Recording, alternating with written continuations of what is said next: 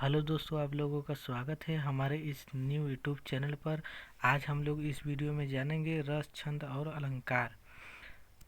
इसी पर हम एक शायरी आप लोगों को सुनाना चाहते हैं। आप लोग शायरी को ज़रूर सुनिएगा। वो दिन है तो वो नज़ारा भी आएगा, समुंदर है तो उसका किनारा भी आएगा। ज़िंदगी को इतना सीरियस मत लो बाबू, क्योंकि आज तुम्हारा है तो कल हमारा भी आएगा। तो हम लोग आज यहाँ पर बात करेंगे रस, छंद और अलंकार। तो यहाँ पर आप लोगों को एक ट्रिक के साथ आप लोगों को पढ़ना है। तो आप लोग ट्रिक को आप लोग अच्छे से समझिएगा कि इसको किस प्रकार से यहाँ पर बताया जा रहा है। तो यहाँ पर आप लोग देख सकते हैं कि रति नामक अस्थाई भाव जब विभाव, अनुभाव तथा संचारी भाव से पूर्ण हो रस की निष्पत्ति करता है तो उस रस को श्रृंगार रस कहते हैं।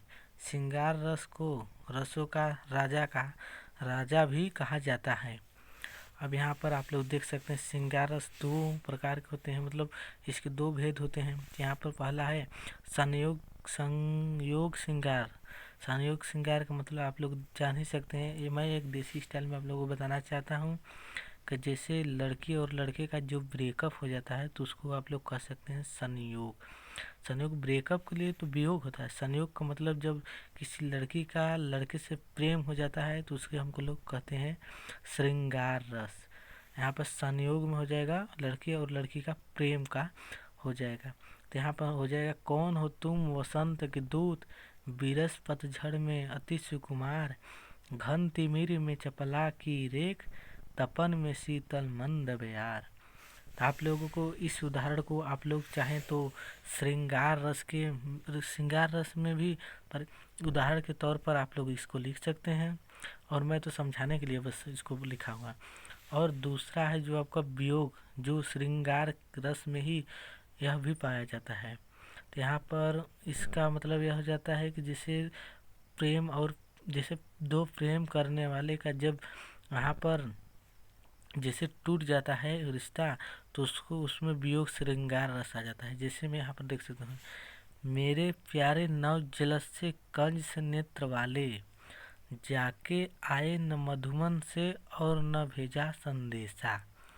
यह राधा और कृष्ण के बारे में बातें हो रही है। तो यहाँ पर आप लोग देख सकते हैं। अब इसी प्रकार यहाँ पर आप लोगों को इसमें सिर्फ आप लोगों को एक चीज़ का याद रखना है। तो आप लोगों को मैं उस चीज़ को मैं बताना चाहता हूँ कि वो चीज़ क्या है, और बस आप लोगों को उसी चीज़ को आप लोगों को बस चेंज करना है। तभी आप लोगों को मैं बताना चाहता हूँ। तो आप लोग यहाँ पर देख सकते हैं कि यहाँ पर सबसे पहले यहाँ पर देखिए कि रति नामक अस्थाई भाव। रति को अगर हटाकर आप लोगों को यहाँ पर हास्य रस कर लेंगे, जिससे यहाँ पर हास्य कर लेंगे। हास्य नामक अस्थाई भाव जब विभाव, अनुभाव तथा संचारी भाव से पूर्ण हो रस की निष्पत्ति करता है तो उस रस को यहाँ पर आप लोग कह देंगे हास्य रस कहते हैं। श्रृंगार मतलब यहाँ अब इसको नहीं लिखना है आप लोगों को श्रृंगार, इसको तो श्रृंगार रस के बारे में बताया। तो आप लोगों को सबसे पहले इन सभी को याद करने के लिए परिभाषा तो आप लोगों को अच्छे से याद हो जाएगा। मैं आप लोगों को बहुत ही आसान तरीका से मैं बता दूंगा।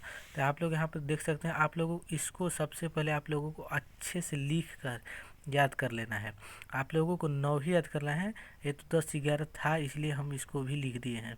आप लोगों को 9 ही याद करना है। इसको अच्छे से याद कर लीजिएगा। जैसे कि हास्य रस का स्थायी भाव क्या होता है, श्रृंगार रस का स्थायी भाव क्या होता है, करुण रस का स्थायी भाव क्या होता है, वीर रस का स्थायी भाव क्या होता है, रुद्र रस का स्थायी भाव क्या होता है। आप लोगों को इसी को अच्छे से बस याद करना है। और इसमें आप लोग देख सकते हैं कि आप लोगों को कि यहाँ पर जो लिखावट में है, लिखावट में कोई किसी भी प्रकार का मतलब कि यहाँ पर आप लोग देख सकते हैं कि परिभाषा में कोई भी इसका नहीं, बस उसका रस और अस्थाई भाव ही बदला गया है। तो आप लोग यहाँ पर देख सकते हैं। तो यहाँ पर देख सकते हैं नामक अस्थाई भाव जब विभाव, अनुभाव तथा संचारी भाव से पूर्ण हो रस की निष्पत्ति करता है तो उस रस को श्रृंगार रस कहते हैं। यहाँ पर आप लोग देख हास्य रस में देख सकते हैं। यहाँ पर नहीं देखना है, आप लोगों को यहाँ पर देखना है। हास्य नामक अस्थाई भाव जब विभाव, अनुभाव तथा संचारी भाव से पूर्ण हो हास्य रस कहलाता है। बस आप लोगों को इतना ही आप लोगों को अच्छे से याद करना है। बस 2 लाइन का है। इसको आप लोग जितना अच्छे से चाहें उतना अच्छे से आप लोगों को याद कर लेना है। अब उदाहरण में जो आप लोग देख सकते हैं, हाथी जैसी देह, गैंडे जैसी खाल, तरबूजे सी खोपड़ी, खरबूजे सी गाल। ऐसे ही एक और उदाहरण ले लीजिए। मतहि पितहि उरिन भई नीके, गुरु सो ऋण रहा सोच बड़ जीके। आप लोगों को इन दोनों में से जो भी आप लोगों को याद हो जाएगा उसी टाइम आप लोग, जैसे मैं दो इसलिए करा दिया हूँ कि आप लोगों को इसमें से जो भी अच्छा लगे उसको आप लोगों को याद कर लेना है। इसी प्रकार हम लोग देखेंगे कि यहाँ पर एक और भी है जो करूण रस का है। करूण रस का आप लोग परिभाषा देख सकते हैं। यहाँ पर बस 2 ही लाइन का परिभाषा है, इसको आप लोगों को अच्छे से बस याद कर लेना है। इस परिभाषा, एक परिभाषा को याद करेंगे, दूसरा परिभाषा अपने आप बन जाएगा। करूण रस, शौक नामक भाव जब विभाव, अनुभाव तथा संचारी भाव से पूर्ण हो करूण रस का रूप धारण कर लेता है। उदाहरण में, ए मेरे दोस्त लौट के आजा, तेरे बिन जिंदगी अधूरी है। उदाहरण, जैसे आप लोग इसको भी याद कर सकते, और यह अगर आप लोगों को लग रहा है यह याद भी हो गया तो आप लोग इसको भी याद कर सकते हैं। आप लोगों, बहुत लोगों को इसको याद ही होगा। तो उदाहरण में इसको भी देख लीजिए। मड़ी खुए भुजंग सी जननी, फंसा पटक रही थी शीश, अंधी आज बनाकर मुझको किया न्याय तुमने जगदीश। अब यहाँ पर और देख लीजिए दूसरा, यह जैसे कि मैं बताना चाहता हूँ आप लोगों के लिए कि जो इम्पोर्टेंट है उसी को मैंने कराया है। आप लोगों को जितना जैसे मैं आप लोगों को बस 3 ही रस के बारे में बताया, जैसे मैं श्रृंगार रस, हास्य रस और करूण रस। इन 3 में से आप लोगों को फिक्स है कि 1-2 नंबर में आप लोगों को पूछा जाएगा और आप लोगों को इसको अच्छे से याद कर लेना है। किसी भी प्रकार का आप लोगों को दिक्कत नहीं होना चाहिए। तो आप लोगों को अब मैं बताना चाहता हूँ कि अब आप लोगों को यहाँ पर, जैसे मैं यहाँ पर लिखा हुआ है रस के बाद अब हम बताएंगे आप लोगों को छंद। जो आप लोगों का छंद है उसको अब आप लोग देख सकते हैं। अब पहला है चौपाई। चौपाई सममात्रिक छंद है। इसमें 4 चरण होते हैं और प्रत्येक चरण में 16-16 मात्राएं होती हैं। अतः अंत में जगड़ और तगड़ का निषेध है। बस आप लोगों को कुछ भी नहीं करना है, बस इसको अच्छे से याद करना है। अब इसको तो याद करने में बस आप लोगों को, हम जानते हैं कि 5 मिनट में ये दोनों ही याद हो जाएगा। बस इसको आप लोग अच्छे से याद तो करिएगा। निरखी सिद्ध साधक अनुरागे, सहज सनेह सराहन लागे, होत न भूतल भाव भरत को, अचर सचर चर अचर करत को। आप लोग यहाँ पर देख ही सकते कितना एकदम आसान है, बस 4 लाइन का है। इसको आप लोग समझिए कि यहाँ से यहाँ तक 2 ही लाइन में हटा सकता है, लेकिन हमने वैसे कर दिया है। अब यहाँ पर आप लोग देख सकते हैं सोरठा में, यह अर्ध सममात्रिक छंद है। इसके प्रथम और तृतीय चरण में 11-11 मात्राएं तथा द्वितीय एवं चतुर्थ चरण में 13-13 मात्राएं होती हैं। आप लोग चाहें तो यहीं तक लिख सकते हैं, और इससे मतलब जब आप लोगों को और ज़्यादा मतलब जानते हैं या फिर आप लोगों को याद हो रहा है तो यहाँ पर आगे भी लिख सकते हैं।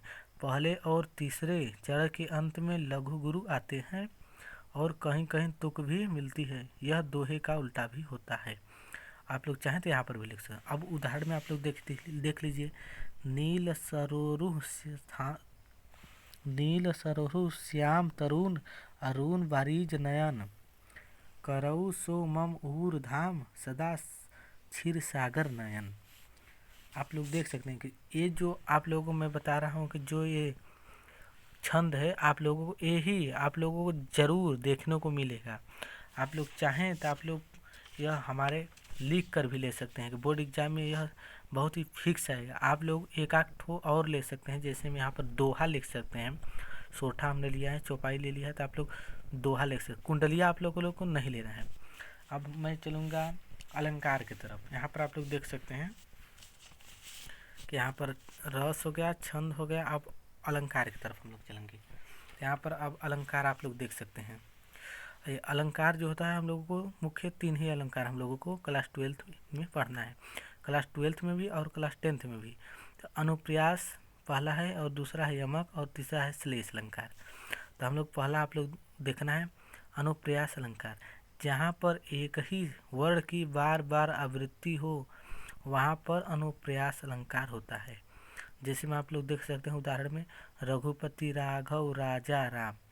देख सकते हैं यहाँ पर भी रहे और यहाँ पर भी रहे और यहाँ पर भी रहे और यहाँ पर भी रहे, और यहाँ पर तीनों पर देख सकते हैं रा रा रा, मतलब एक ही शब्द बार बार आवृत्ति हो, वहाँ पर अनुप्रास अलंकार है। अब यहाँ पर दूसरा देखिए, यमक अलंकार, जहाँ पर एक ही शब्द एक से अधिक बार प्रयुक्त हो और उसके अर्थ अलग अलग हों, वहाँ पर यमक अलंकार होता है।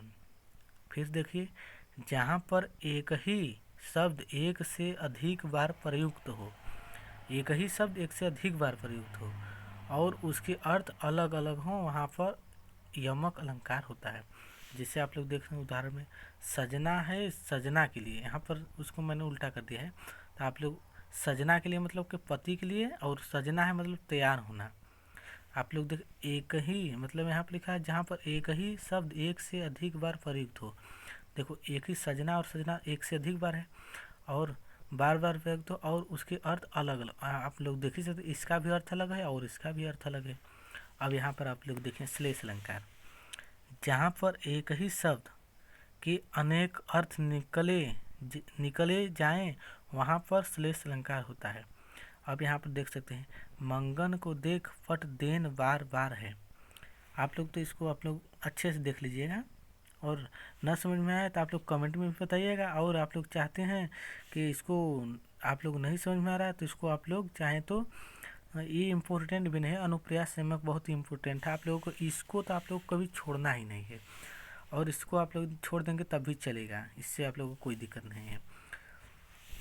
इसको भी आप लोग देख सकते हैं, मंगन मिस हो जाएगा भिखारी और पट मिस हो जाएगा दरवाजा कपड़ी।